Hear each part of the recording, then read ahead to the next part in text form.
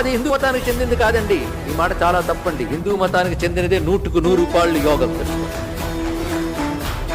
ఈ మధ్య అనేక పరిశోధనలు చేయగా తేలింది ఏంటంటే, పర్సనాలిటీ డెవలప్మెంట్కి ఎక్కువ పుస్తకాలు చదవక్కర్లేదు, ఒక్క పుస్తకం చాలు. ఆ పుస్తకం భగవద్గీత అని తేల్చారు. ఇది గ్రహించవలసిన గొప్ప అంశం. అంతేకాదు, ఎండోక్రోనాలజిస్ట్స్ వీళ్ళు ఈ మధ్య ఒక రీసెర్చ్ చేశారండి. అది ఉస్మానియా యూనివర్సిటీలో జరిగి బయటకు వచ్చింది. ఇటీవల ఆ న్యూస్ వచ్చింది. ఆ సమయంలోనే పాకిస్తాన్లోను మరొక చోట కూడాను ఆ ముస్లిం యూనివర్సిటీలు కూడా రీసెర్చ్ తేల్చిన విషయం ఏమిటంటే, భగవద్గీతను ఎవడైతే శ్రవణం చేస్తాడో, పఠనం చేస్తాడో, వాడు అనేక రోగాల నుంచి బయటపడతాడు అని చెప్పారు. చేసింది వాళ్ళు. మన ఉస్మానియా యూనివర్సిటీ పేపర్ రిలీజ్ చేసింది. అది న్యూస్ పేపర్లో ఆథెంటిక్ న్యూస్. ఇది ఇటీవల వచ్చింది. అంటే భగవద్గీత చదివితే అనేక రుగ్మతలు పోతున్నాయట. అంటే ఆ దివ్యమైన శబ్దం అర్థమే